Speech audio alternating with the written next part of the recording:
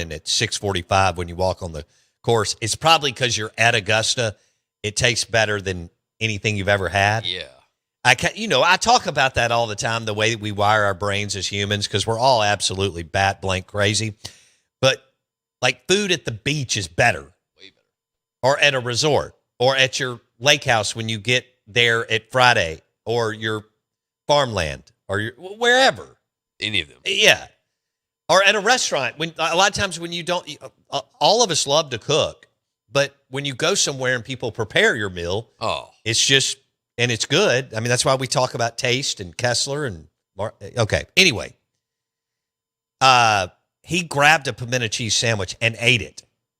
Now I got one and ate and it was good. And again, I don't know if it's good because it's inexpensive and I'm there, or because it's just the best or some of the best pimento cheese in the world. But I took a couple of bites because I told you the last time I was there, I went a little crazy, and obviously I had every type of sandwich throughout the day, but I didn't want to get a stomach ache. No. Okay. No. So I just took a couple of bites. It was good. Threw it away. Yeah.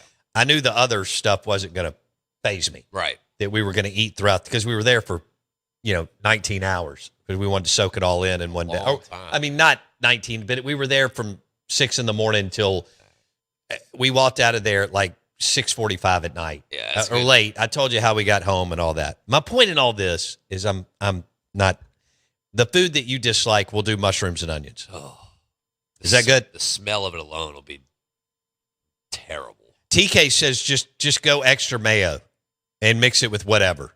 We could do mayo, onions, and mushrooms. That's a guaranteed recipe for disaster. Okay. Guaranteed. All right, that's what we'll do. Jackson was a little late today. We want him to get on the camera, and we want a punishment. Hopefully he doesn't puke. He almost puked on the English peas and mayo last time, and so on. This one's going to be the tipper. Yeah. I can guarantee that. All right, Bo Bounds, Jackson Meadows, on the Out of Bounds show. Tom Luginbill coming up at 8:30 to talk Lane Kiffin. I think Luginbill is going to have he's had really, really good. He's known Lane for a long time. Same age. West Coast. Luginbill's dad was head football coach at San Diego State. Marshall Faulk. Lane was out there for a while. Y'all know that. Lugs won a junior college national championship as a quarterback out there before going to Georgia Tech and starting. Lane wanted to be the starting quarterback at Fresno State. Didn't work out. Became a student assistant, blah, blah, blah. Monty Kiffin and Tom's dad know each other from the coaching profession, and Tom saw his dad get fired. And so we're going to tie that into, because Lane is never going to and that's for all, whatever, you don't have to go through like major trauma as a kid, but whatever you went through as a kid, in whatever shape, form, fashion, sticks with you. Whatever that was. I mean, like, and look, if everything was good, your parents had the same job all the way through K through 12, and you stayed in the same school system, then that sticks with you too. I don't mean it always has to be traumatic. But I can't imagine what it's like when you're a kid and your dad comes home and he's football coach or whatever and goes, I got fired. We're packing up today. I mean, mama kicks into survival mode, and people are tough, and they make it happen. And you go to the next. If you can't find something there, you go to the next town or city. Anyway, Luginbill and Lane lived a lot of the same childhood with dads as coaches, is my point.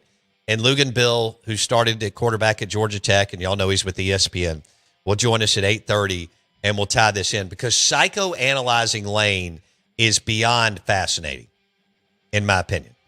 We are the Out of Bounds Show. We're brought to you by RPT and Rick's Pro Truck. Follow them on social media, Instagram and Facebook. They're posting all the time. RicksProTruck.com. Hit it. Rick's Pro Truck. Say it with me. Rick's Pro Truck.com. Trucks live here.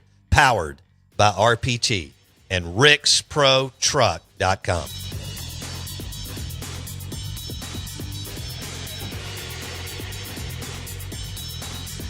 Oh my God, I like ketchup on my mac.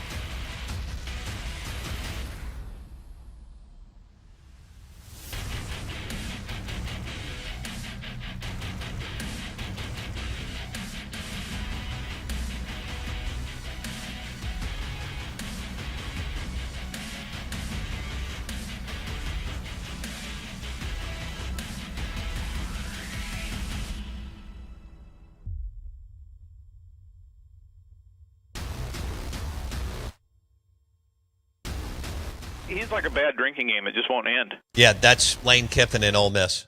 He's like a bad drinking game. It just won't end. It's just unbelievable. And this is what Ole Miss fans think of Lane Kiffin. Hot garbage. Yep. We are the Out of Bounds Show, ESPN 105.9 The Zone. I don't know if I've ever seen anything like this. I mean, the love affair around Lane and now the all-out hatred is in sports, we like to have our, for whatever reason, it's kind of weird because, like, sports are so fun, but we like to have the teams that we don't like or personalities / coaches or players that we decide we don't like, or, of course, teams, coaches, or players that we don't want to win. And I understand that there was no love lost between Ole Miss or LSU or Mississippi State and LSU or A&M and LSU or whatever prior to all this. And I understand how competitive the SEC is. We all know that. I mean, everybody's fighting for 1 inch today, like in all the sports. You've already got kids in weight rooms from all sports, right? From women's soccer to football, you got to work out damn near every single day year round. Whether you feel bad, whether you're injured, and then we've got kids that are doing massive rehab in whatever sport they're in, ACLs, MCLs, shoulder tears, ankles. They're doing that, trying to get back whenever their season, whatever sport starts next. Everybody's fighting for 1 inch in this league. Best athletes in America, collegiately, best athletes across the board from track and field to football. Baseball, you're going to see all of our athletes this weekend. Not all our teams are going to win their regional, but you're going to see insane athleticism, big-time talent. And it doesn't matter if it's track and field. It doesn't matter if it's women's softball, football, basketball, men's tennis. Crazy. Everybody's in this league fighting for 1 inch today. One little edge of building your program. And so, it's so funny. People are like, well, Lane won't stop talking about it. Blake Topmeyer with USA Today wanted the interview to continue to talk about it so that they could get a lot of run on their podcast and on the article, both the .com article and all the platforms that it's on. And some people say, well, they just want clicks. Well, of course they do. They want downloads. They want views. That's what they do. That's what we do. And so when Big Cat from Barstool interviewed him last week or the week before, everything's running together, same thing. Even though they're number one in the country, or number two, number one, whatever, that's what they wanted. They wanted good content so that their producers could cut it up, which they are still cutting it up. I mean, I was watching it all week. A week and a half later, they're still cutting up that interview and pushing it out. But people claim I don't want to hear anything about it. It's the biggest story in college football, whatever Lane says. Now, when games start going, I get it. We're going to start focusing on, you're going to focus on your team, your quarterback, your coach trying to win a game Labor Day. Right? Now, the deal is, though, this is where it gets weird and different.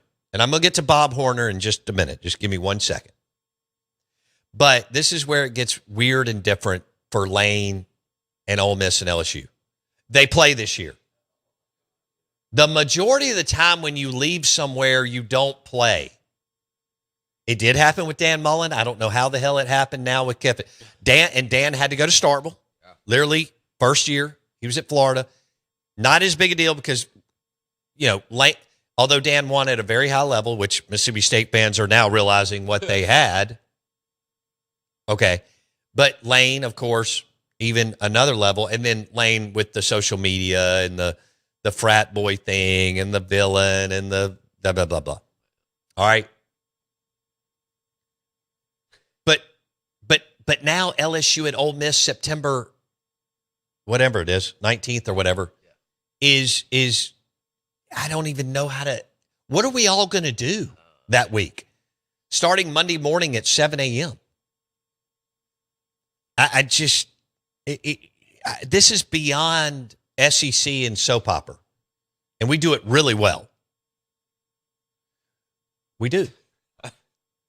Yeah, we're the Out of Bounds. We're driven by your next GMC Sierra truck at Fowler GMC Pearl Brandon. Fowler, Fowler, Fowler GMC Pearl Brandon. All right, I got to switch gears. We'll get back in the lane with Luganville. And again, similarities. Both coaches' sons saw their dads get fired. We'll talk about that. Bob Horner. When I was a kid, I've talked about this. Bob Horner passed away yesterday. And he was a legendary player at Arizona State, where Barry Bonds and others went to. And then he goes to the Braves. He never goes through the minor league system. He just goes to Atlanta Braves. I mean, not even Connor Griffin is amazing. He's the best prospect to ever come out of this state. And he still had to take a cup of coffee in the minors. And we know how good he is. Now, he didn't go to college. Bob did, so I get that. There was a several-year gap there, okay? I don't want to take away from either one. Sure. But Bob Horner was Mr. Ice Cold Budweiser and a barbecue sandwich, and he was on TBS with Dale Murphy, and they were the 1-2 combo at the plate for the Braves. And in 1982, when they won the NL West, isn't that weird they were in the West?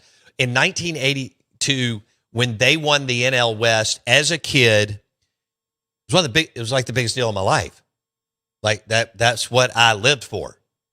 I lived for Dale Murphy and Bob Horner. And I've told y'all, and many of you did it, when I walked in Fulton County Stadium in 1982 or 83, I can't remember, and I had my sweatbands on and my baseball uniform. God help me. It was one of the biggest deals of my life.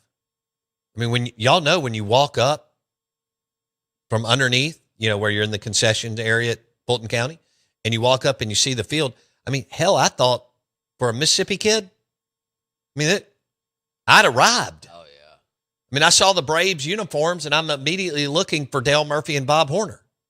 And Murph, who doesn't drink, smoke, or cuss, and is like the greatest living American, and Bob Horner, who looks like he smashed 10 Budweisers every night after the game and then would come out and go 2 for 4 with a bomb and a double. And he was a power slugger who didn't strike out. Yeah.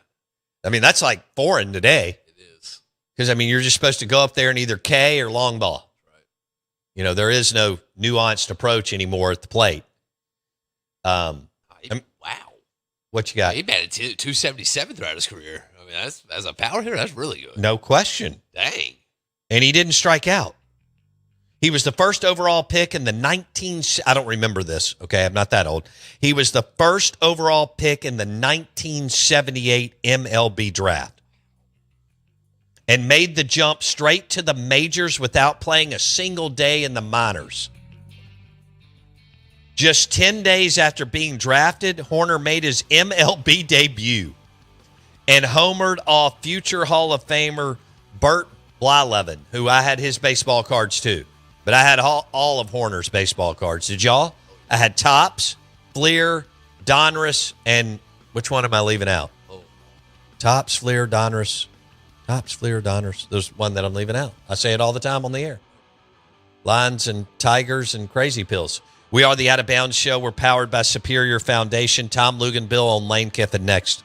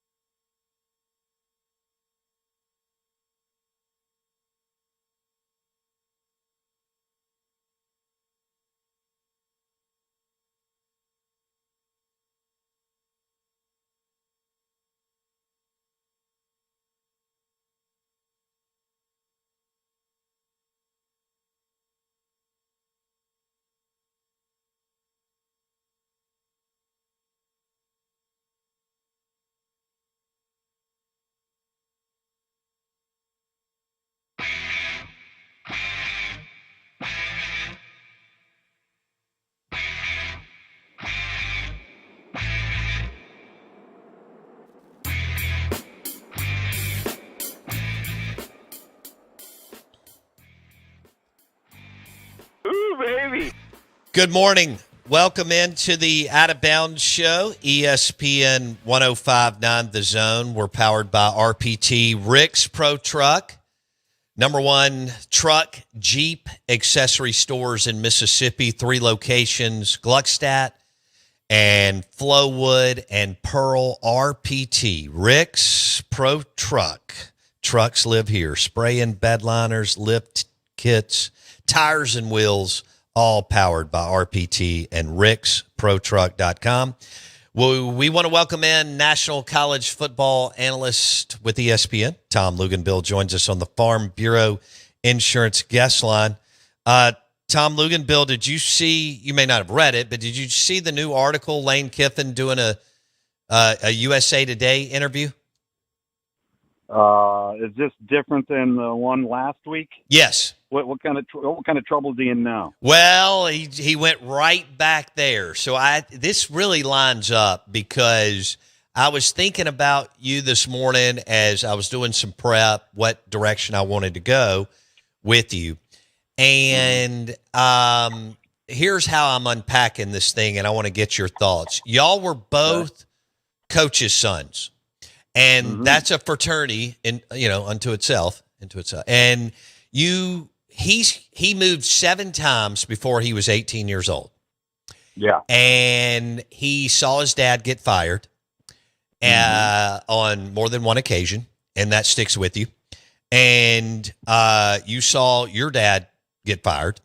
And so talk to me about that. Like, I've said this, the reason why we're all emotional about our alma maters, and fans love their people when they're there, and when they leave, they get upset, or if they don't win enough and you got to fire them. You know the whole drill. You started at Georgia Tech, again, coach's son, you coached, and now you've covered all these guys for 20 years with ESPN. But the reason why Lane looks at this not from a collegiate lens, but from a purely transactional lens, in my opinion, is because he grew up as a coach's son, and he saw Monty get fired multiple times, and that's just the way he looks at things. Am I crazy? No, I don't think you're too far off base there. I think, the difference, though, the biggest difference between then and now is the money, right? Sure. And so, it used to be, there was an old saying, you're never going to get rich getting into coaching. Well, now you can. Yeah. And then, like, for example, my dad, that's the head coach at San Diego State, had 5 straight winning seasons, 2 bowl games, had 4 years left on his contract, and got fired. All right? He got fired as the second all-time winningest coach at San Diego State behind Don Coryell. And in those times, in the early 90s to mid-90s, you didn't just get a big payoff. You had to go put food on the table. You had to go get a job, right? So totally different landscape. And so what I think, yes, I think he grew up in that profession and can see the harsh side. I was actually very fortunate, Bo, because my dad only got fired one time, I think, in his entire career, which is extremely rare. I only lived in 2 locations growing up.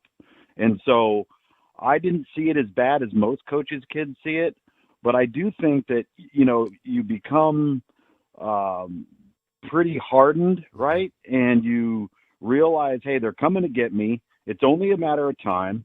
I'm going to do what I want to do. I'm going to do it how I want to do it. If they fire me, they fire me. I'm not going to go broke. But I just think you kind of generate this, throw it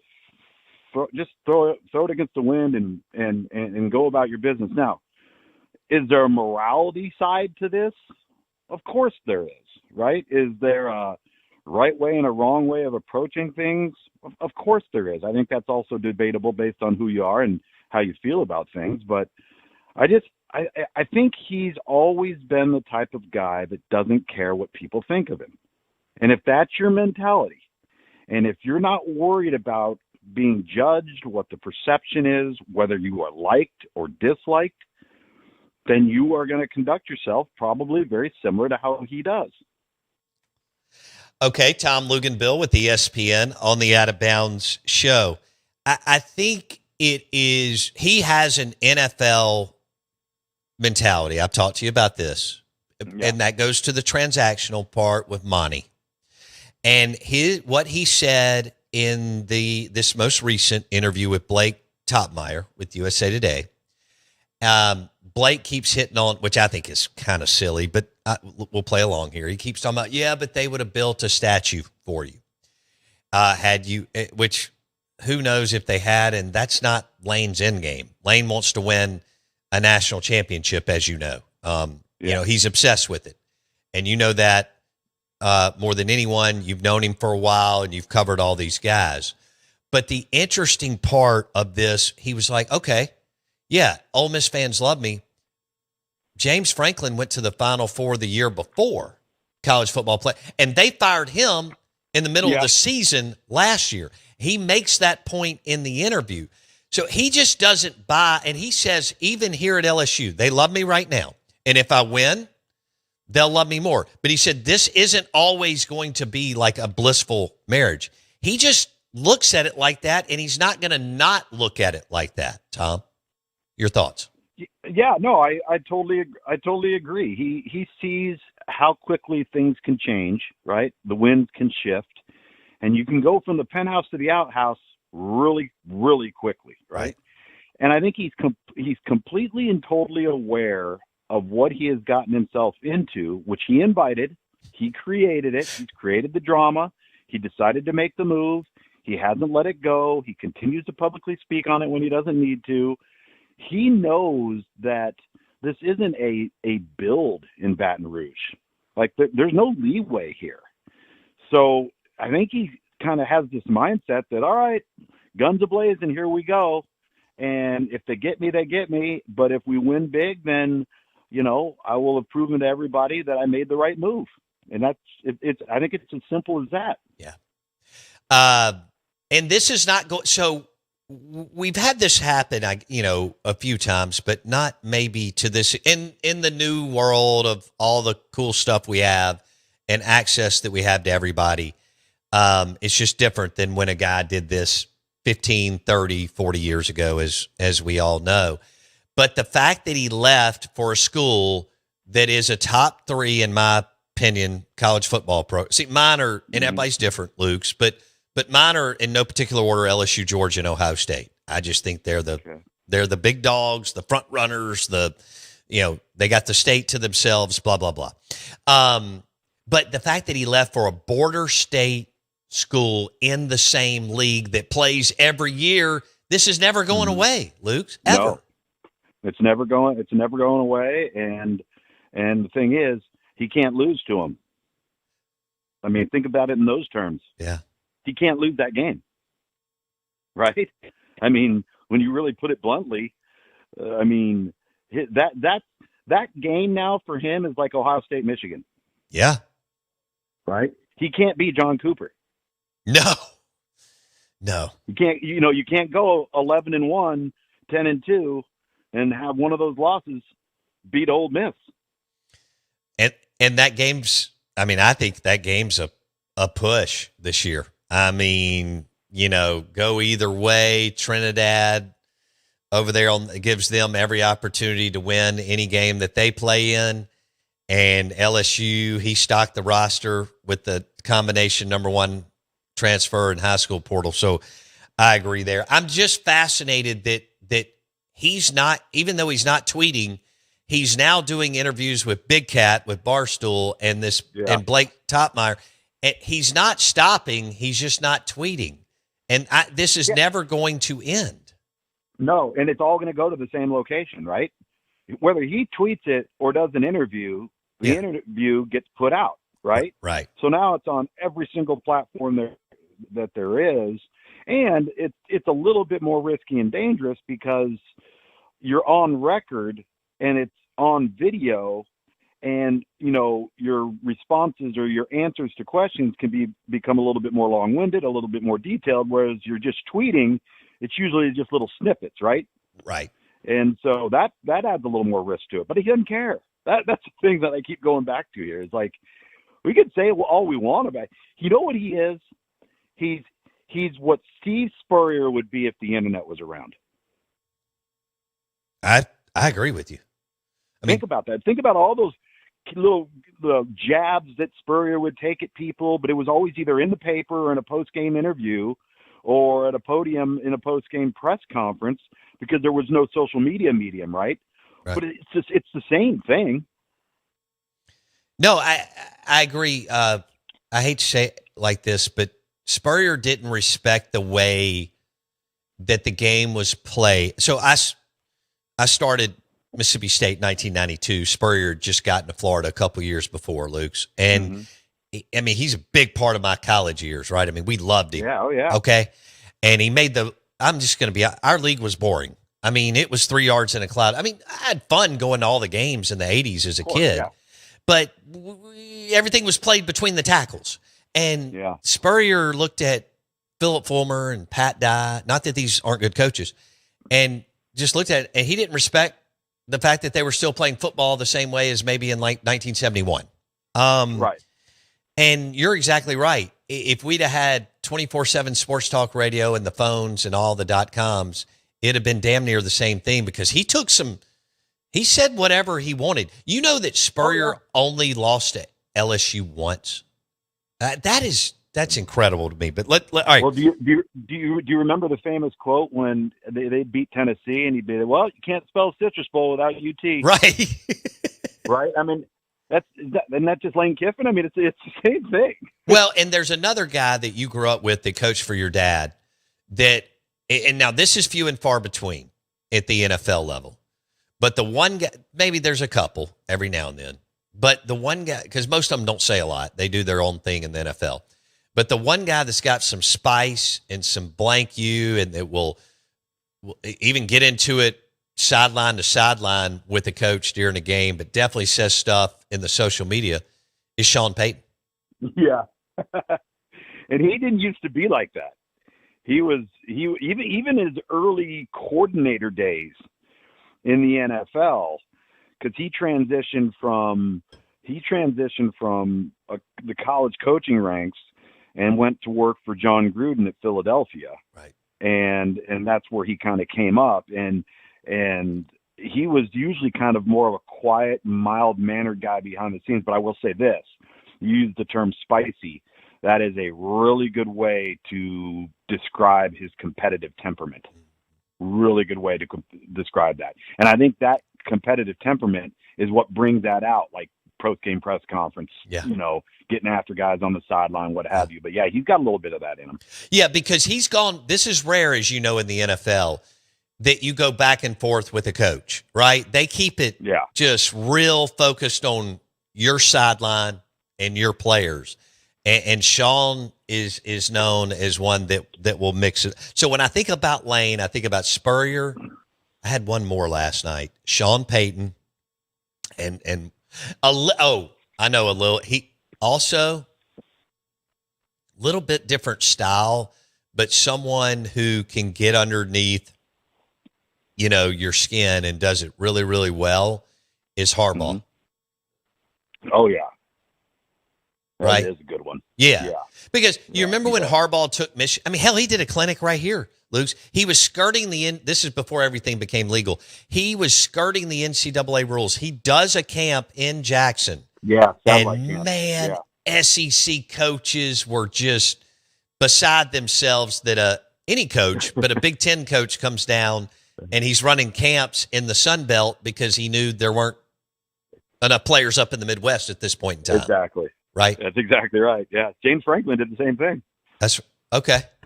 Yeah. Yeah. He did it in South Georgia. Well, there you go. All right. Tom Luginbill, national college football analyst with ESPN. But my whole point of this was you're a coach's son. He's a coach's son. He's 50 years old. He's not going to shake what he thinks about life and the profession and what he saw. When you move 7 times before you're 18 years old, and Monty gets fired multiple times, even though Monty had a very successful career. And once he got in the NFL, things really ginned and took off. Yeah. That's never going to leave Lane. That's the way I see it. Do you agree? Yeah, I absolutely agree. I think it's ingrained in him. You're not going to change the stripes on the tiger, right? I mean, it is what it is. Okay. And as far as this game, you've called big games for years. This LSU at Ole Miss game, as far as regular season, and I know we've had big ones. You just mentioned Ohio State, Michigan most years is huge, and so many others. I mean, hell, week 2, Ohio State, Texas will be. Those are 2 monster brands. But Luke's, this is different, in my opinion, in September 19th, the fact that Lane has to go back to Ole Miss in year 1, and they're going to play every year, and they're border rivals. Yeah. That game to me is going to be about the maturity of each coaching staff and which team can manage emotions. Because there are going to be so much outside clutter that's going to not be about what it should be about, and who falls victim to that, I think is going to be a strong reflection of who loses that game. And a lot of that's going to come from Pete Golding's leadership and Lane Kiffin's leadership, because you got to make it about the players, because everybody else is going to make it about the coaches. That's right. See, everybody else is emotional about it. But as you just said, because you started at Georgia Tech and you understand once you get out on the field and toe meets leather, you just nailed it leading up to that. It's bottom line, it's about who executes that day, right? Exactly. Who executes, worries about what they can control, not what they can't control. And like, we hear coaches always say, we got to manage the game. Well, in that type of game, part of managing the game is managing emotions, and it's really important. And I think when you're dealing with young people, right, and they get emotional and they get caught up in hype and they get caught up in, basically what's going to end up being an absolute media circus, the maturity there, I think, is a big deal. No question. And both of them will play. Here's what I think is fascinating and intriguing, Luke's, is both of them play challenging non-conference games. They should both win, but should doesn't mean anything. They play challenging non-conference Power 4 games to start the year. Ole Miss, neutral field against Louisville, and Jeff Brom is a hell of a coach. Does Ole Miss have more talent? Yes. But Brom ended up landing a top 10 portal class this year, so he found some money somewhere. And then, of course, Dabo and Kiffin, as you know, in Baton Rouge. And then they take a week off to play a cupcake, and then they play each other. It's crazy that everything damn near lines up the same, Luke. I know, right? It's pretty cool, actually. I mean, it's what makes college football great, man. It really is. No question. All right, so what all right, let's switch gears. Out of Bounds, ESPN 105.9 The Zone, driven by your next GMC Sierra truck at Fowler GMC. Pearl Brandon, we're visiting with our friend Tom Luginbill, national college football analyst with ESPN. Okay, so outside of Lane and Ole Miss, which is going to take us all the way to Labor Day, but in your opinion, what's the second biggest story? This is going to overshadow it. We hadn't even gotten to SEC Media Days. Good hell. I mean, and Lane getting up there and doing that whole and going to all the different rooms that you go to in Tampa and blah, blah, blah. What do you think is the second biggest story? Is it the Big Ten winning 3 in a row, and can the SEC get back? Is it all the new coaches in the SEC? What do you see outside of Lane versus Ole Miss as the second biggest story in college football? Oh, man. I mean, just in college football alone, I think a lot of it is some of the new coaches. Like, I'm fascinated to see what Kyle Whittingham does at Michigan. Absolutely. Unbelievable. It's going to be unbelievable. I'm really fascinated to see if Auburn maybe finally got it right? And how does Byron Brown, who's been a remarkable player at the Group of 5 level, how does he transition at Auburn? I mean, I think that's going to be big. The hype that we're now hearing and talking about with Arch Manning is finally warranted, right? That last year when we were having all these conversations, they were all the same conversations about him, and he hadn't even done anything. Like, that's not fair. Right. But now it's warranted, and he's earned it. As if you go back and you look at those last 6-7 weeks, that he had last year, he dominated. I mean, he was phenomenal at the position. I think the biggest storyline for me, this is probably going to sound repetitive each and every year because I think it is a storyline each and every year, and that is who put together the right mixture of talent. Like who went out there, Yeah. spent their 30 some odd $million, whatever it is, had their 40, 45 man roster turnover and got the right guys. Because just like Nick Saban said on his very first game day in Ireland 2 years ago, Yeah. you can pay everybody you want, but if you pay the wrong ones, you're SOL. That's right. And it is so true because now all of that investment and all of those players, they're all making money. Who has built a team, not just collected talent? Yeah. And I remember when Saban said that. Yeah. And I think we can add a bunch of them. I'm going to add one more. Can DeBoer, they had a nice year. They go to Oklahoma on the road, win a college football playoff road game, but then got totally embarrassed by a basketball school. And even though they won the national championship, that doesn't sit. Bama will never consider Indiana legit. No. Can DeBoer turn the corner, lose in Tuscaloosa? Well, I'll tell you this, man. He's going to have a great defense to start off with, which is huge, especially when you're going to be breaking in an inexperienced quarterback. And you got a retooled offensive line, a new offensive line coach. If the quarterback plays out, I think Alabama's going to be really good. I mean, really, really good. And you heard me talk about, who's handled the portal well, who can build a team, not just collect talent. But Georgia and Notre Dame and Alabama are three teams that have a lot of returning components from within their program, right? Returning starters, experienced leadership, guys that have played a lot, that chose not to transfer somewhere else. And at the same time, they didn't take a bunch of incoming guys. And so I think their nucleus, their core nucleus, they don't have as far to go in terms of building their locker room as some of these other teams do that do have a lot of roster turnover. Yeah. No, I think you nailed it. And Notre Dame's schedule is a cakewalk. I mean, cakewalk. Good I mean, it's gosh. ridiculous. And Marcus Freeman is already a good coach. And like you said, they've been building that program from the line of scrimmage out on both sides of the football. And I think it's like the NFL. It may have always been, but December and January in the college football playoffs about running the football and stopping the run. And damn nations, this is going to be interesting if Notre Dame can make this run and get there. Tom Luginbill, it's great to hear from you. I hope we do this several times throughout the summer. Be good, my man. All right, man. You too. See ya. Hey, that was driven by your next GMC Sierra truck at Fowler GMC, Pearl Brandon. Check out their pre-owned and new GMC Sierra trucks. Call them right now. Go to FowlerGMC.com.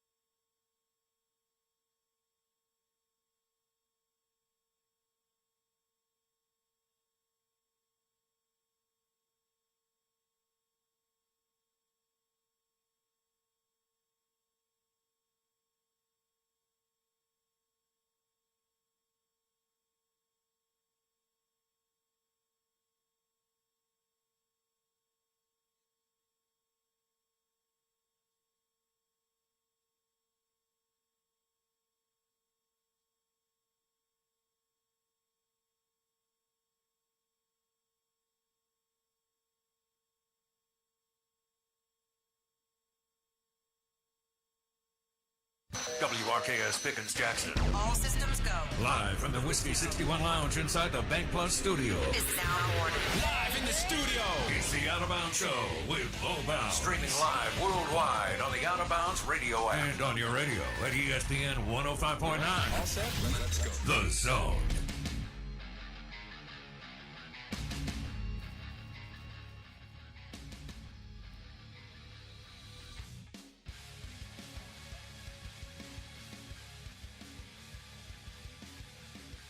Hot take. We are the Out of Bounds Show, ESPN 105.9 The Zone. I'm your host, Bo Bounds. Straight Funk with me as we march into big postseason college baseball weekend. And Starkville, Mississippi is ready to party. Doesn't mean you'll win your regional, although you should, but what does that mean, right? Especially in baseball. But it's going to be a party, and I know Hattiesburg's excited, and Ole Miss will head to Lincoln, Nebraska, I guess today. Wheels up, right?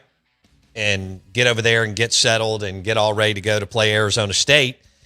And the Sun Devils. Well, we just mentioned Bob Horner, Arizona State guy. And Barry Bonds. Man, they had a hell of a program for years. I can't believe it, though, man. 1997, I walk up to their baseball stadium, and I had all this grand, because of Horner and Bonds and those guys that I grew up with and had their baseball cards. And woo, was I disappointed. But, I mean, those teams out on the West Coast could win, and that was before the big facility upgrade thing. Most of those facilities out west, even from teams who win, are not that, like Taj Mahal, nice, gaudy. And comparing anything to Duty Noble is just not fair.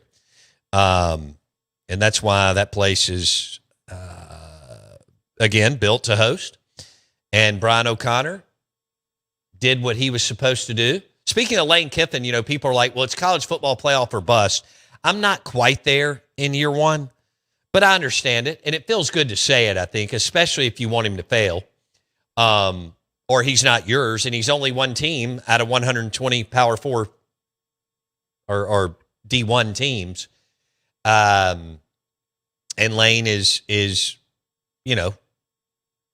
LSU versus everybody, right?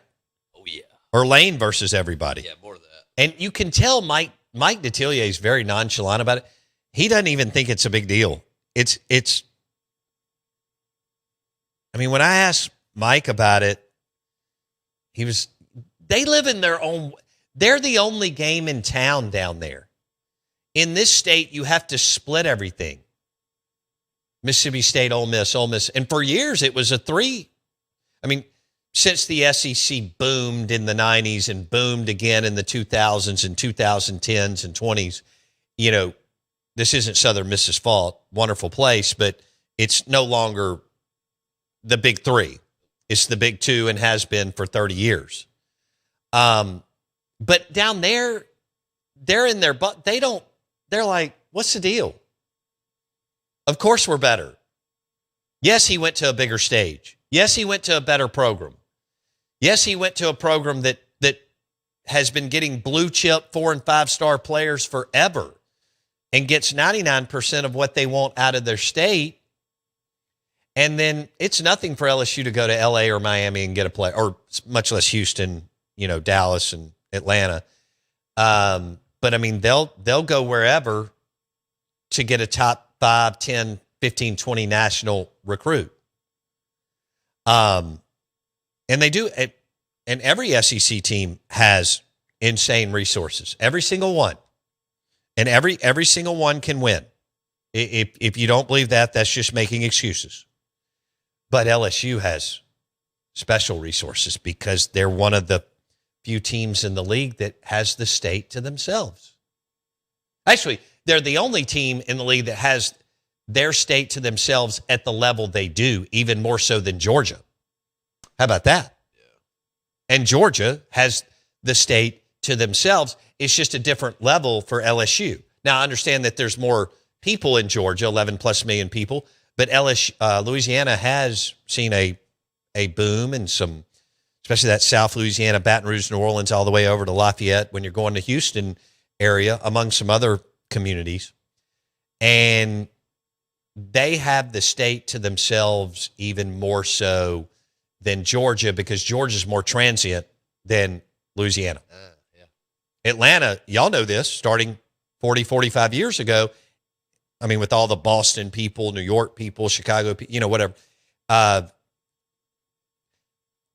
Georgia is much more transient than Louisiana. I mean, Louisiana, it's LSU. That's it. There's no one else. There is no no. It's LSU. In Georgia, yeah, it's Georgia Bulldogs. And where Kirby Smart grew up, okay, no doubt all the communities outside of it, I mean, UGA. Okay. But Atlanta, you got people from everywhere. Yeah. Now, that doesn't mean that look, Georgia's huge. Athens isn't but 60 miles away. I get it. They still draw heavily. And I know there's still a lot of Georgia alums and fans in that metro area, but it is different. No one has the state to themselves. And Arkansas doesn't count because they don't produce as many blue chip players and athletes across the board, whether it's softball or football, than Louisiana. Look, Texas is huge, 20-something million people. No doubt Sark and Elko have amazing resources, and they start out in front of a lot of people. I get that. But, dude, Texas, I mean, you got a lot going on there. And the number one brand in that state is the Dallas Cowboys, and it has been, and Sark could win 3 in a row. Dallas sports radio is going to lead, and the Cowboys can be going 3-13, and they are going to lead with the Cowboys. Okay? That's the bottom line. They are. Yeah. I mean, and look, you've got all those pro teams and so on. Maybe, yeah, it would be Louisiana, then Georgia, and then I go Florida. And I know Florida's transient, but the Gators are massive. Public university, top 10 academically, top 10 sports-wise, can do anything they want, have unlimited resources, and as good as Miami was last year for the first time in forever, they had gone off the deep end for 15 to 17 years. I mean, Miami's been terrible in football up until not good. Yeah. Not relevant, not in the conversation, And then Florida State's lost their way. Completely. For other than that 1 year with Norvell, they went undefeated and lost their quarterback in the last game or next to last game 3 years ago, whenever that was. They've been off the grid since Jimbo and Willie Taggart burned it down multiple times. Okay? That's where I go. LSU 1, Georgia 1A, Florida 2. Yeah. And then Texas. Yeah. Yeah. So if he want to cut, you really don't think they lead with, I mean, I know the Cowboys are that big. Yeah, I guess they are that big, that important. They would always override Texas. It's not close. Okay. It's not debate. The Longhorns could win 3 of 4 national championships, and it's not even going to touch what Jerry and the Cowboys are doing. Golly. I mean, they're the biggest brand in North America in Yeah. sports. Yes. Bigger than the Yankees, Dodgers, and Lakers, and Giants, and Red Sox, and Patriots, and Bears, and Eagles. And, I mean, I just listened to the NFL VP of whatever the hell he is, broadcasting. And, I mean, he wasn't even doing it, thinking about it, talking about the Cowboys drawing 57 million last Thanksgiving in their game. I mean, I know a lot of it's because people love to hate them, but they drew 57 million people on Thanksgiving Day in their game. Holy smokes. Your reaction to Lane Kiffin's latest article, interview, USA Today, text line 601-885-3776.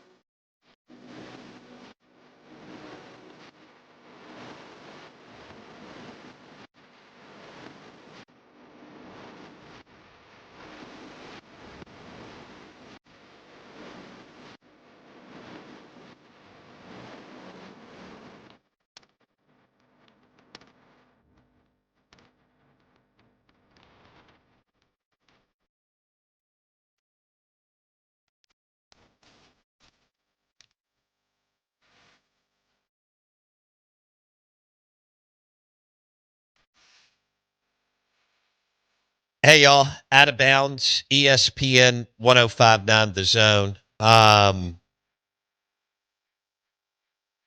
feel like we've been doing hardcore sports this week with the regionals and Lane stuff. Lane won't go away. He's not going to go away. I don't know how this is going to go. I think he could drive some people mad, crazy. Like mad, not like, I'm talking about nuts. Just because now Ole Miss and LSU, they're already, again, border play every year, but now it's just so close to the fire. It's just so close to the. We really haven't experienced anything like this that I can think of. I'm sure I'm missing something, but in college athletics where someone leaves for a border state, same conference that plays every year, and yes, they're a rival, Mississippi State and Ole Miss are their biggest rivals. Don't kid yourself. Now, is there more spice, juice, hot sauce, gasoline on this bad boy now? Hell yeah. And now that Mississippi State decided to forget how to play football, I mean, yeah, this all factors in, no question. It coincided with Ole Miss, one of Mississippi State's worst runs in football, coincided with with Ole Miss's best run in the history of college football, and Lane being at Ole Miss and doing all the social media and elevating the Ole Miss name and brand, and then going to LSU. And Mississippi State making some, really bad decisions, pearl clutching on NIL, and then also, again, not playing good football. When you mix all that up, right now it looks different. It will change at some point, but this thing's going to be hot and spicy for a long. Well, if Lane wins his way out, Ole Miss fans will rejoice. Oh, yeah. As much as it'll hurt if Lane wins a national championship there, if he parlays that into the NFL and y'all can, get him out of Baton Rouge, then that's the ideal. This sounds crazy, but that's the ideal scenario. Like year 2 or 3, he ends up knocking down a national title and the NFL is ready to welcome him in. That's his promised land. That, he wants to coach the Ravens or the Dolphins or the Cowboys or the Steelers or the 49ers, something like that. Because if he doesn't do but that may, he may hang around. Look, there were several athletic directors that passed on hiring him while he was at Ole Miss. And then everything came to a head. He was going to go to Florida. LSU opened up a few weeks later. Boom.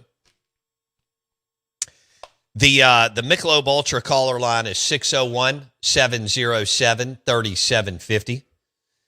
Enjoy an ice-cold Michelob Ultra and a Taste Italian Kitchen wood-fired pizza in the Renaissance today. You can get it to go, or you can go in and dine in. Taste ItalianKitchen.com. TasteItalianKitchen.com. Open for lunch and dinner. Make a reservation. Wonderful, wonderful dining experience. Private dining rooms, the whole thing. Beautiful place. And really good food. The bar bar lounge area is super, super cool. At TasteItalianKitchen.com, and it's in the Renaissance. So, but this isn't, like, you keep thinking it's going to go away. It's not. No. And I don't know if he's going to stop doing interviews this summer. He can't tweet. I think he's not tweeting right now. I don't know if Verge, LSU's athletic director, and Sankey, commissioner of the SEC, and whoever else, Jimmy Sexton, I don't think they can make him do anything, but I find it interesting, Jackson, that he's even paused. Really? Tweet. Yeah. Now, again, he's still doing Right. interviews that go viral. Yeah. Because anything he does goes viral. Every single thing. I mean, he had a dog, fake dog, whatever you want to say at Oxford that people went crazy over.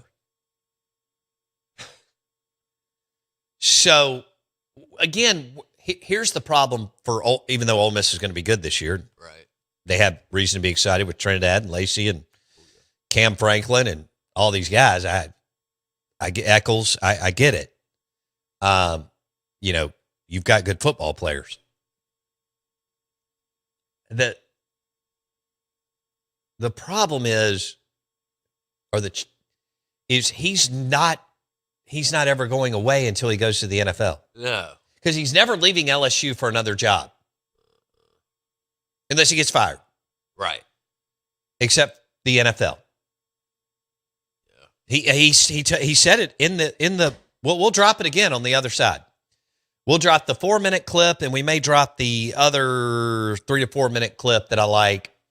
But he's not leaving Baton Rouge, which means LSU, he could be there for 3 games, 5 games, 6 games before either winning his way out to the NFL or getting fired. I don't think he's going to get fired, but I do think that if I had to bet, he wins his way out to the NFL. That is best case scenario. You damn right it is. I mean, there's no question. That's even if Ole Miss beats him this year. I agree. It's still best Which, case scenario. at home, with Trinidad, Likely. it's a push. I mean, what's the game going to be? 1 point, 2 points either way? What are we talking about? In other words, come down to possession. Who executes on 3rd or 4th down late in the game? Who doesn't make a mistake? Sam Levitt, Trinidad, all these. I think it could be that. I think it will be that tight, that close, that back and forth. That's the number one story, right? Point blank period, college football all year. It's not close. Not close. People aren't even talking about. Lane has made this so much about, and Ole Miss, and LSU, and the media. Yeah. We're not even talking about Kurt Signetti going undefeated at Indiana. Who? And I think he was at a NASCAR race or some other race here. And Indiana just went to the White House. Never. And had a great time and pushed it all out on social media, which I loved because it became this thing that you could only go to the White House with Democratic presidents. And do you think I would care if I'm a national championship coach or player and I get invited to the White House? I'm going. Do you know how lame and ridiculous that is? And then also to get mad at Jackson Dart for introducing President Trump a few days ago. I mean, hell yeah, I'm introducing whatever president if I get that opportunity as the New York Giants starting quarterback. He did nothing wrong. And I love that he didn't apologize for it. Just like Indiana, who's in the Midwest, which is kind of Democratic lean. I mean, they pushed that stuff out on social and didn't apologize one bit for going to the White House and celebrating their national championship while Trump's president. Let me get a hell yeah. Back in a second.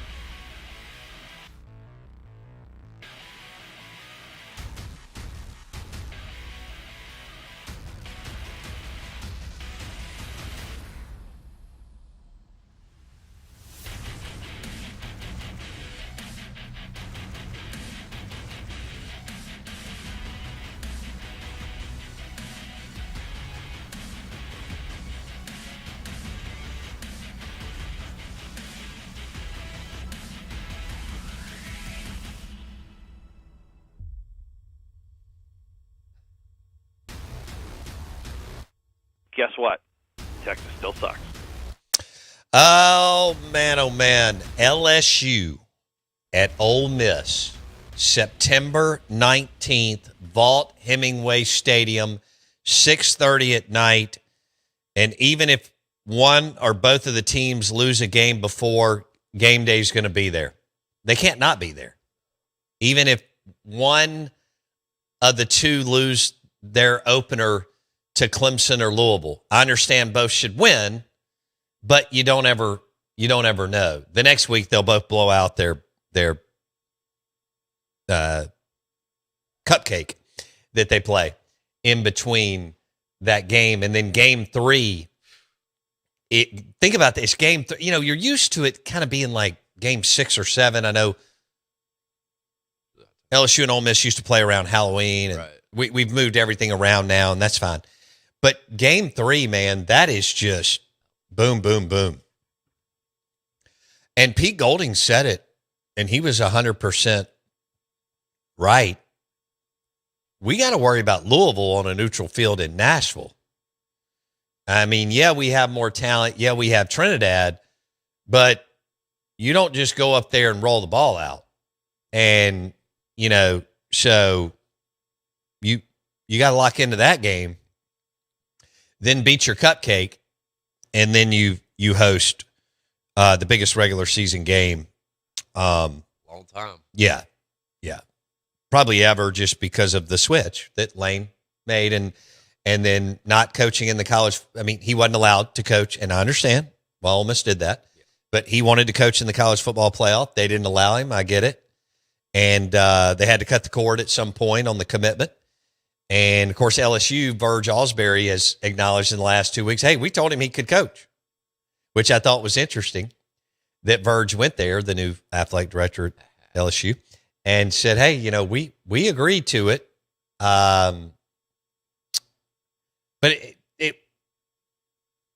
I understand Ole Miss's deal. Hey, the whole time he was there, he was going to try to poach even more players. I mean, he only ended up getting a couple. Right.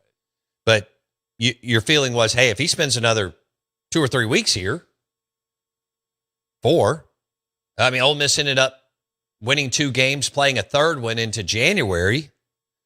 That's another 6 weeks in Oxford. I get it. I fully get what Keith Carter had to do. He didn't want to do it, but he was like, yeah, I want you to coach, but you can't go. I can't have you as LSU's coach and our coach. Comparing the Summerall, and this is what the cute journalism media does, that all kind of thinks and same ideology and doesn't understand the business world and so on. Telling me that John Summerall coached at Tulane before going to Florida and trying to make the same comparison, you're not really serious, are you? I mean, that's the kind of stuff I just walk away. Yeah. Well, it's the same. He was somewhere and no, it's not the same. It's not the same. He wasn't going to take, I mean, he may have wanted a couple of his players from Tulane to go, but Tulane recruits in the 90s. Those guys don't play at Florida. They don't start at edge rusher, left tackle, and an absolute menace at safety, walking up to the line of scrimmage in the SEC on a 3rd and 3 where it's just a mesh pile of. That's not. Tulane doesn't have those players. They don't have those running backs. They don't have those wide receivers. They don't have. Sure, Tulane can land on a phenomenal quarterback every now and then. Now, usually it'll get poached because of NIL. Not all the time, but most of the time. But comparing John Summerall at Tulane, coaching Tulane through one game, you knew they were going to lose. They were a 21-point dog to Ole Miss. Right. Tulane wasn't going to make a run. Ole Miss, just like other teams, we knew they just went 11-1. They had a chance to make a run. They did. Tulane was not making a run in the college football playoff. They had no business in the college football playoff. Neither did James Madison. I don't know what we're doing. There's a lot of ridiculousness in collegiate athletics, but I mean, that's in everything in the world. But the G5 teams have no business in the college football playoff. We have Tom Luganbill, who loves calling some of the G5 games. And you and I love watching when you get a good G5 or G6, whatever team game on Saturday or Thursday night or two, it's fun. But even the year before, we saw that G5 teams shouldn't have been in the college football playoff with Boise.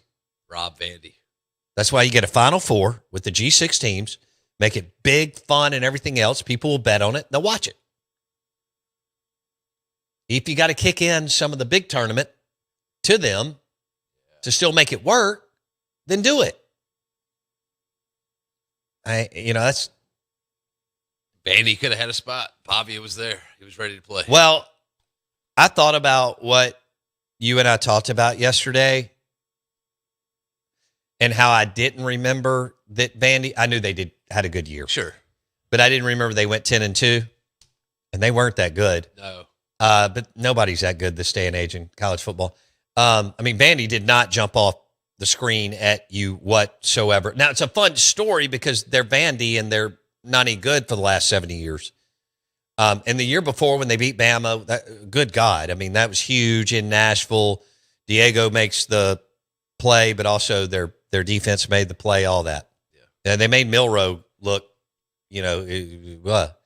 I'm talking about 2 years ago, not last year where Vandy lost to Bama. Right. But I know I'm probably rambling a little too much.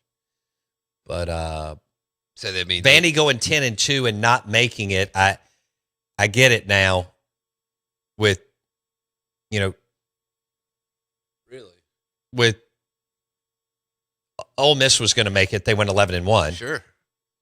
And then Georgia and then Bama and Oklahoma and A&M. Both of them. Did all those teams go? Mm-hmm. Oh, yeah. That's a lot to not have a 10-2 Vandy in there. Man, if you're Vandy, you're like, You gotta be furious. yeah, I guess maybe we hit. No, I know what happened. The Kiffin LSU thing was such a big, and Ole Miss getting to the college football playoff and winning overshadowed us doing deep dives into Vandy and Diego Pavia and Clark Lee Motors going 10-2. Yeah, okay. Yeah. I get it now. Okay. All right. We couldn't be wowed by one because we were dealing with another. That's right. Got you. That's right. And I'm sure we saw leading up that Vanderbilt just didn't have the metrics. Again, I don't remember week to week.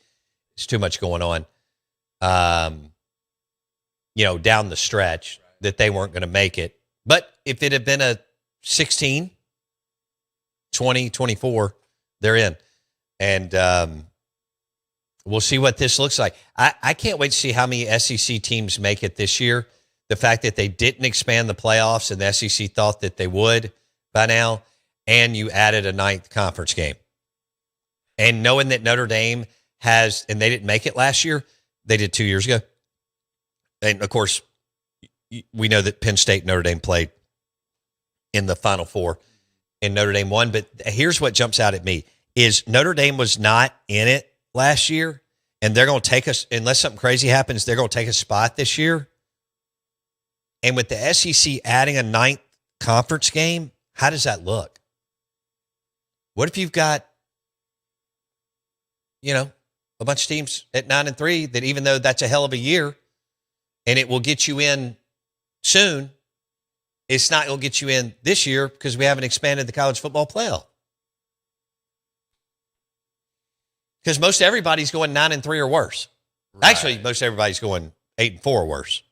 9-3 is going to be a really good year. 10-2 is going to be incredible. I don't predict anybody going 11-1. Not even LSU or Georgia. And definitely not Bama or Texas. So that or Ole Miss. Ole Miss has a chance possibly go 10-2. Definitely has a chance to go 9-3 with Trinidad in that group. But really? So the only teams that I could see that could float up there, LSU, Georgia, Ole Miss.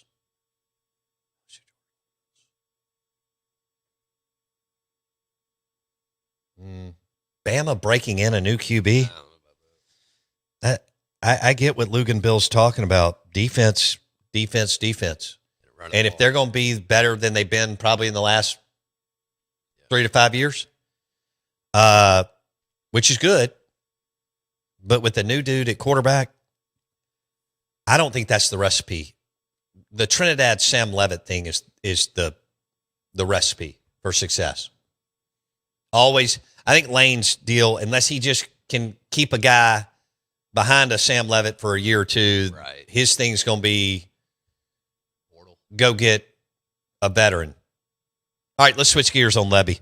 I just got a text on the Golden Moon Casino text line. 601-885-3776 as far as Lebby finding a way. And this is interesting. I know there's not that much excitement around the program, but we got to cover it. There's definitely more excitement around Ole Miss, and then there's more excitement around Ole Miss LSU, and more excitement. Trinidad is either the best quarterback in the country or one of the top 2 or 3. And he's electrifying, and he's a playmaker, and he's a great kid, and all that. So here's my thoughts. Could Lebby pull a Sylvester Croom? Sure. Croom had that 1 year where he won some games, but he was who he was. Beamer has pulled that 1 year. Sam Pittman pulled that 1 year, but they are who they are. Now maybe Beamer's got phenomenal coordinators now. First year, he's actually got an OC. And Clayton White as DC is insane. And remember, when Pittman won his 9 games in year 2, he won it with big-time OC and DC and Kendall Briles and Barry Odom. Now, could Lebby pull a Sylvester Croom and win 6 or 7 games? Yes.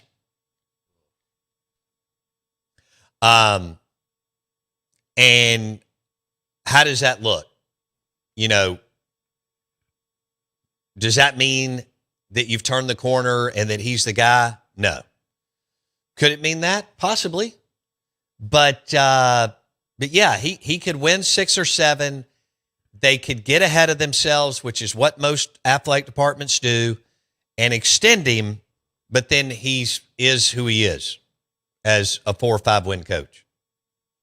Maybe I'm wrong. Maybe he wins 6 or 7. I mean, I don't think he's going to be an 8 or 9 win guy. I mean, I think Lebby's ceiling 6 or 7 wins. So yes, he could Sylvester Croom this. Croom had that year in year 3 or 4, I don't remember, where they kind of tripped over themselves. The league was so much different, but they won 7 games, I think, and then went and won the Liberty Bowl 8, and it looked kind of, right. People tried to put a bow on it and a nice present, make it look good. I mean, you weren't trending towards doing something even better after that. And of course, then he went 4-8. Right. He was who he was prior to doing that 1 year. There are coaches who can do it for 1 year. Sam Pittman, Shane Beamer, Clark Lee. You know, you get the right QB, you get the right coordinator. Of course, if you get the right coordinator and he's successful, a lot of times he's going to leave.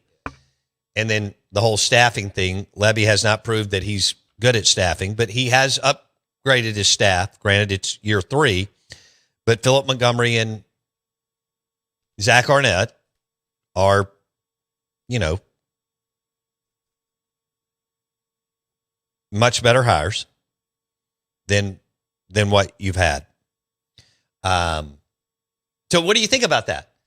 I mean, I think Lebby could croom this and kind of pull a rabbit out of a hat. I mean, I don't put a high percentage on it, but I think you could do 30 to 40% that he could win 6, and 20 to 30 that he could win 7. I mean, that's the worst case Is that too scenario, much? right? That's the worst thing that could happen, right? Well, it's a catch-22, man. You want to win. Yeah. You want sustained winning, though, right? Sustained winning would be, you know, nipping it on the bud and just getting on down the road. Well, yeah, and most of the Mississippi State 90% that I talked to are in that space. I mean, you know, Is that high? that Yeah. are in the space where Let's go. they don't believe this is going to work. Okay. So, but yeah, I think he could Sylvester Croom this and get to 6 or 7. I think everybody will get cute, which is what college athletic departments do. Extend him out, and then the odds are he'll be who he is. That's what we see in coaching. I mean, do you think Clark Lee's going to be able to continue to win? And I get that Vanderbilt likes this new model, and they have Nashville to sell, and the Titans, and hockey, and music, and so I mentioned this several years ago. That was a school and a market that could do some things. SMU being another private school, tons of money, and so on. Vandy is projected. Well, their win total sitting at 5.5. Well, that should tell year. you all you need to know. They won 10 last year, and Vegas is like, hey, great job. Yeah. But we're going to put you at 5.5. And that may be high, That's high. with 9 conference games. I'm not sure. Maybe Vegas has adjusted to that, but I'm not sure that they have. Because I'm going to harp on it. I just don't. I talked to a guy yesterday that I just really respect. And we were talking about SEC football, and he said, I don't think fans have any idea what is ahead of them with the 9 conference games. I don't either.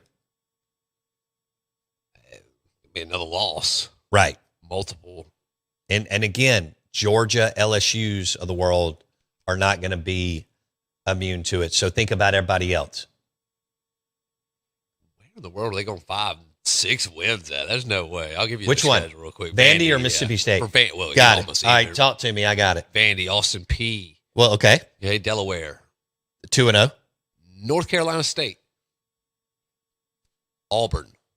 Where's the NC State? NC State is in Vandy. Toss up. Then they head to the Plains. Dave Doran, did he step down? God, I don't remember. I want to say, I know Will Wade left NC State for LSU, but anyway, Doran's been there. He's just one of those solid coaches that wins 7 games. Okay. That's a toss-up. Yeah. Vandy and NC State's a toss-up. Go ahead. Head to Auburn. Auburn. Head to Georgia. Georgia. Host Ole Miss. Ole Miss. Host Arkansas. Toss-up. Go to UK. Kentucky. Toss-up. Head to Starkville. Ooh. I don't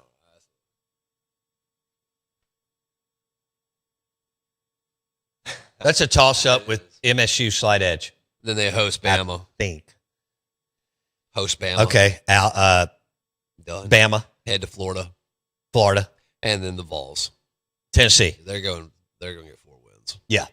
Yeah, they're much more on that 4-8, 5-7 side. So you think you're on something here with the Vegas not adjusting? Yeah.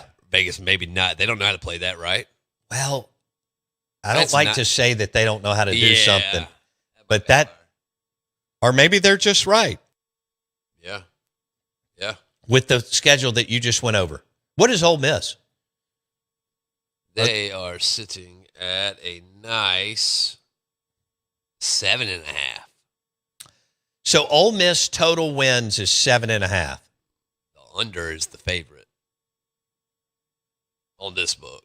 They're very close. I tell you what, 3 of their first 4 games are really challenging. Yes. They're Which losable ball hasn't games.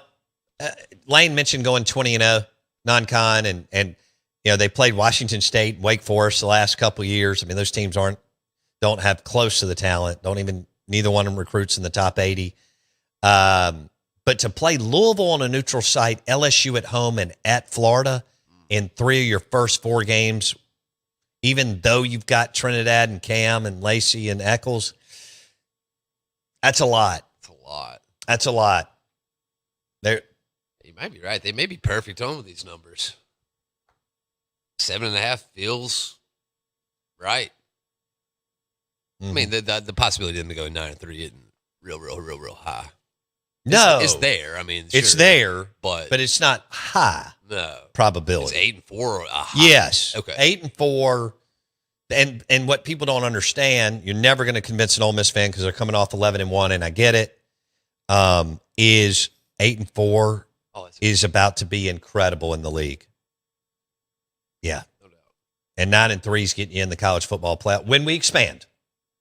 when we expand, 9-3, maybe not every single team, but 9-3 is going to get a bunch of teams in the SEC. If you take over like a 3 or 4 year period, Right. is going to get you into the playoffs. Hypothetically, you have a 9-3 SEC, top of the SEC this year. I don't think they're getting in. No way. Not with 12 teams. Vandy didn't get in last year with 10-2. Yeah. We didn't move the teams. We still just have 12. If Notre Dame gets in and we're still going to take a G6 team, there's only so many spots.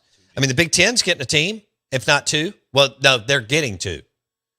And again, they may get 3, depending on what Ohio State, Indiana, Michigan with Whittingham, and I always forget Lanning and Oregon and Lincoln yeah. Riley and Southern Cal.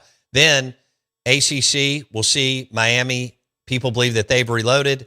And then the Big 12 will have someone. They got to. Yeah, they will. Oh, my God. They're going to play their way out of one. Nah, there's got to be at least one 10-win team. No, you asked 9. 9-3 is not getting you in. No, see, I'm saying This year. somebody's got to get to 10.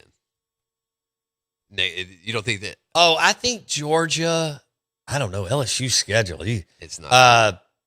Georgia or LSU. I guess Ole Miss has maybe is the third best shot to get to the 10-win mark. But those first 4 games are not a cakewalk. Louisville, neutral field. LSU at home at Florida.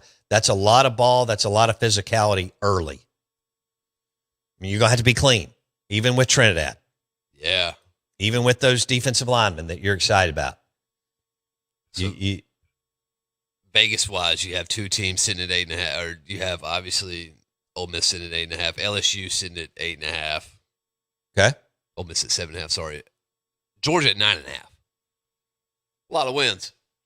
That is a lot of wins, man. All right, good show today. We went way too hardcore sports, but I love you. Thanks for listening to the Out of Bounds Show, ESPN 105.9 The Zone, brought to you by Richardson's Barber and Salon in Clinton Parkway. They do a great job. Absolutely beautiful. Richardson's Barber and Salon in Clinton is where you want to go to get your haircut. They're stylists, too. They do all the fancy stuff for women. They'll even style you up as a guy or just straight haircuts. Richardson's Barber and Salon, Clinton, Mississippi. Thanks for listening to the show. Lunch today brought to you by Martin's in Livingston. Grab that blue plate.